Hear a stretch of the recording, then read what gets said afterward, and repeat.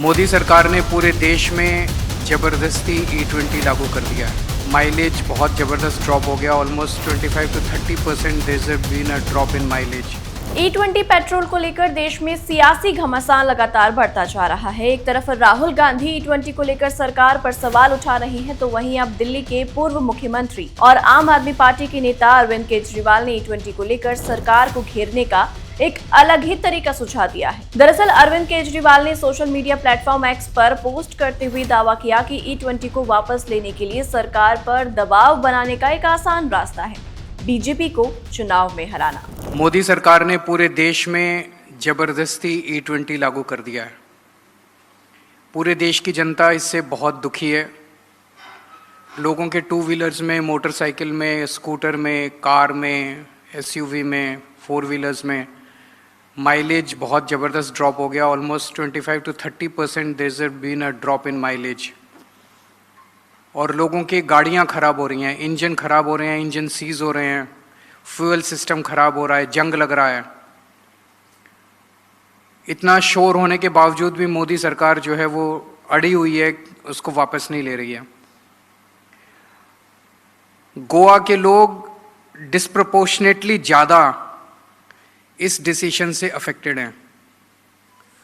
Nationally almost 7% households own a car, but in Goa almost 45% families own a car. In Goa almost 86% people own a two-wheeler. Obviously there's an overlap, कई घर ऐसे हैं जिसमें four wheeler भी है, two wheeler भी है। लगभग 86% of families in Goa own a two-wheeler. सो आप ये समझ सकते हो कि लगभग 85 to 90% families in Goa are affected by this decision.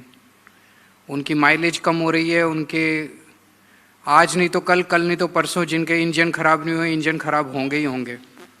इतना ही नहीं, अरविंद केजरीवाल ने अपने पोस्ट में बड़ा दावा करते हुए ये भी कहा कि उन्हें भरोसा है कि चुनाव नतीजे आने के 5 दिनों के भीतर सरकार E20 को वापस ले लेगी। यानी E20 का मुद्दा अब सिर्फ पेट्रोल गाड़ियों के माइलेज और इंजन तक सीमित नहीं रह गया है, बल्कि सीधे चुनावी राजनीति के मैदान में पहुंच गया है। केजरीवाल के इस बयान को लेकर अब सियासी सवाल भी खड़े हो रहे हैं। क्या E20 नीति को लेकर सरकार पर चुनाव के जरिए दबाव बनाया जा सकता है?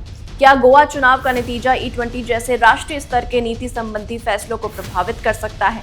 और सबसे बड़ा सवाल कि क्या सरकार चुनाव परिणाम के बाद वाकई E20 को वापस लेगी, जैसा दावा अरविंद केजरीवाल कर रहे हैं। फिलहाल E20 पर विपक्ष लगातार सरकार को घेर रहा है। राहुल गांधी इसके खिलाफ आवाज उठा रहे हैं और अब अरविंद केजरीवाल ने इसे चुनाव से जोड़ते हुए बीजेपी को हराने की अपील कर दी है। फिलहाल आज के लिए इस वीडियो में इतना ही। और भी ऐसी स्टोरीज को देखने के लिए आप जुड़े रहिए हमारे साथ। तब तक के लिए नमस्कार।